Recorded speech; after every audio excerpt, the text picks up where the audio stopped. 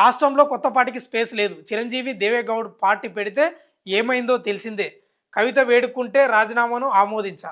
మీడియాతో మండలి chairman Gutta chit-chat అంట. ఒకసారి చదువుదాం. వార్త చిన్నగానే ఉంది. కొత్త పార్టీకి స్పేస్ లేదు. ఇది చదివిందేలే కానీ రాష్ట్రంలో కొత్త పార్టీకి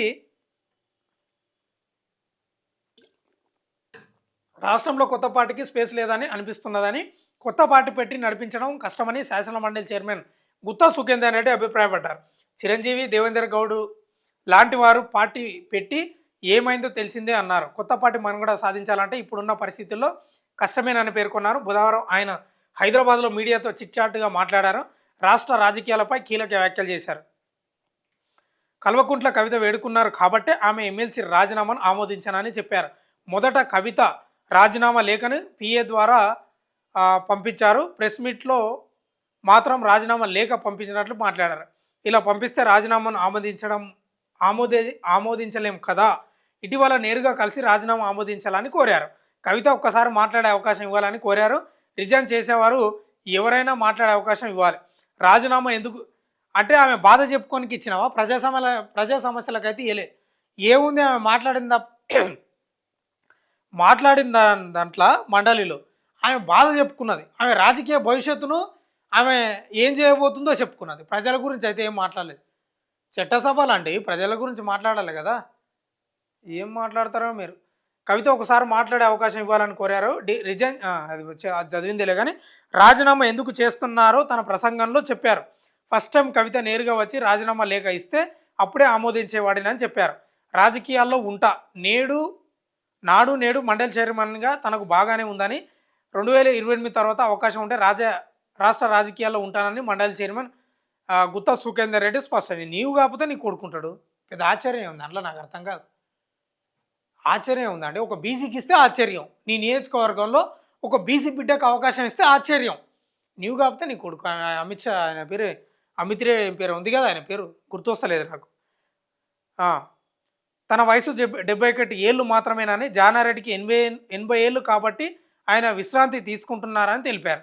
రాబోయే ఎన్నికల్లో తన కుమారుడు ఎంపీగా చెప్పలేదు, నేను చెప్పిందే వచ్చిందా. ఆయన కాకపోతే కుమారుడు వస్తాడు. ఒక బీసీకి ఇస్తా, ఒక ఎస్సీ బిడ్డకి ఇస్తా, ఒక ఎస్టీ బిడ్డకి ఇస్తా అని చెప్పరా? అది ఒక పెద్ద స్టేట్మెంట్. దానికి తరించాలి మనం. రాబోయే ఎన్నికల్లో తన కుమారుడు ఎంపీగా పోటీ చేస్తారా, ఎమ్మెల్యే పోటీ చేస్తారా అన్నది అప్పటి పరిస్థితులు నిర్ణయిస్తారు. అప్పటి పరిస్థితులు కాదు సుమా, ఇప్పుడే నిర్ణయించుకున్నారు మీరు. ఇంకా నాది అయిపోయింది, నీవే కానీ. ఇంకా నల్గొండ కార్పొరేషన్ కావడం మంచిదేనని అన్నారు. అంటే మొత్తం మీద ఏం చెప్తున్నాడు అంటే అంత ఈజీ కాదు, చిరంజీవి వాళ్ళు వీళ్ళు పెట్టినరు అనేది చెప్తున్నాడు. సరే మంచిదే, ప్రజెంట్ పరిస్థితి మాట్లాడుకోవాలి మనం కూడా అంతే. భవిష్యత్తు ఎవరేం చెప్పలేం ఏం జరుగుతుంది అనేది. ఇప్పుడు నేను ఇక్కడ ఉండా, రేపు సస్తానా తెలియదు, అది మనకు తెలియదు. కాబట్టి ఇప్పుడైతే స్పేస్ లేదు. తెలంగాణలో 2 జాతీయ పార్టీలు, ఒక ప్రాంతీయ పార్టీ ఉంది. స్పేస్ అయితే పెద్దగా లేదు.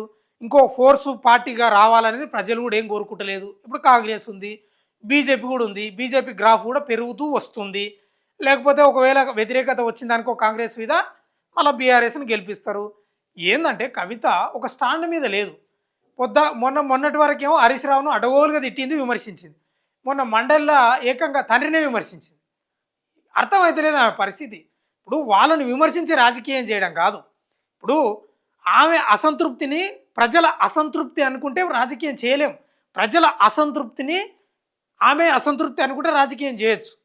ప్రజల బాధల పరంగా పార్టీ పుట్టాలి. ప్రజా ఉద్యమంలో పార్టీ పుడితే ఆ స్పేస్ ఉంటుంది తప్ప ఆమె ఇంట్లో అలిగి కన్నీరు పెట్టుకొని వచ్చి పార్టీ పెడతా అంటే నాకు తెలిసి అయితే రాదు.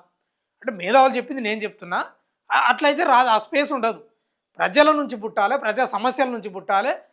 ఖచ్చితంగా ఆ స్పేస్ ఉండాలి. ఇంకో పార్టీకి అవకాశం ఉండాలి, స్పేస్ ఉండాలి. అట్లయితేనే ఉంటుంది తప్ప ఆమెను పెద్దగా ఏం పరిగణిస్తారో తెలియదు. మరి లేదు, ఆ అవకాశం అయితే లేదు.